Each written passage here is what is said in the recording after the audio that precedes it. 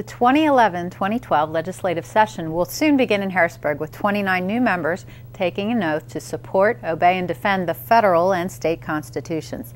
Let's spend 5 minutes with one of those new members, State Representative Stephen Bloom of the 199th Legislative District in Cumberland County. Welcome. Thank you, Lori. So you've been on the job here for a few weeks now. A few weeks, absolutely. And it's been First a whirlwind. Impressions? It's a whirlwind of activity. There's so much to learn both here at the Capitol and in setting up the district office, but we've been really fortunate. I've got a great staff, and we've been able to be the first of the newly elected Republican representatives to have our district office fully functional, operational, with telephones, computers, fully staffed with our sign and everything. So we've been able to hit the ground running in terms of serving our constituents in the 199th. And are you getting a good bit of interaction with constituents at this point? Oh yes, we've been able to keep the former telephone number that the previous representative had, so we've had from day one, we've had phone calls coming in, we've had constituents stopping by for assistance, and we've been able to get out and start to connect with some of the different constituencies in the district, people that we need to be able to open the lines of communication with. So it's been great so far. And we're looking forward to continuing to do that, to reach out to the community and make sure folks know how to find us, know where we are, and know that we are here to serve the 199th. Can you give us a little bit about your background, some of the previous jobs you've had, and what you think that helps you with? Sure. In Harrisburg? I've been a business lawyer for a little over 20 years in the Carlisle area, serving the Cumberland County area in general. So I've got a lot of experience in dealing with issues that are presented to people in the business community. Tax compliance, regulatory compliance, how to start a business, how to set up a business, how to get financing. So those are some things I want to carry over, obviously, into my legislative duties. Also, I work as a teacher part-time at Messiah College, teaching courses in economics and business law.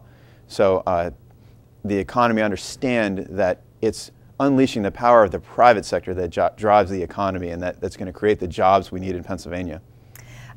Based on some of the things that you're interested in doing, what are your legislative priorities as you come to Harrisburg, both maybe on a local level and larger?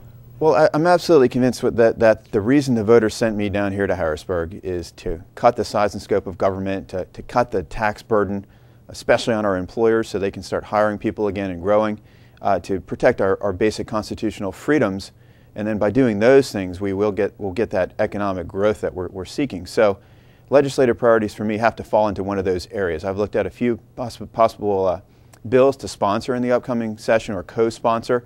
I've been reading through a lot of bills and a lot of proposals, and I've seen some bills I'm very interested in. For example, there's a bill to eliminate or begin to reduce the Pennsylvania inheritance tax, the death tax, as a step toward ultimately eliminating that tax. I'm going to sign on as a co-sponsor of that bill.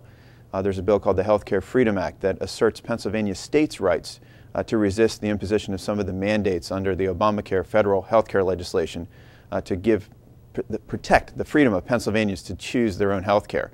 So those are a couple of the bills I'm looking at. There's some interesting bills coming out about reducing the size and scope of the legislature itself to cut us down to a part-time legislative body, as I think the founders intended for us to be. And I'm seriously thinking about signing on as a co-sponsor of that bill. I have a meeting set up with the two prime sponsors of that bill to talk a little bit more about the details of it. Great, interesting stuff.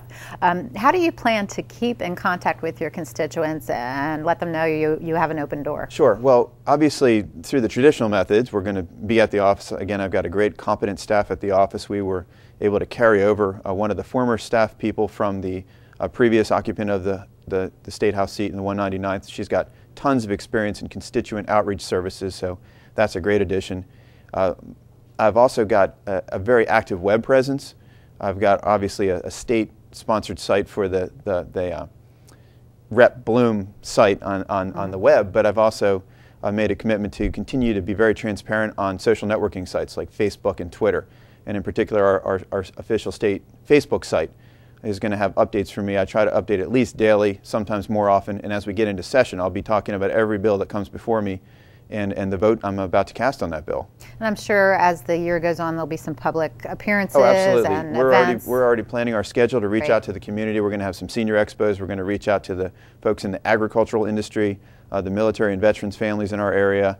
It's going to be a lot of outreach to make sure people know how to find us and how to get heard if they have an issue they want to bring before me. Good, thank you. Thank you. If you have comments or questions about what we've talked about today, Representative Bloom's contact information will be on the screen in just a few seconds. I'm Laurie Bull. Thanks for spending 5 minutes with State Representative Stephen Bloom.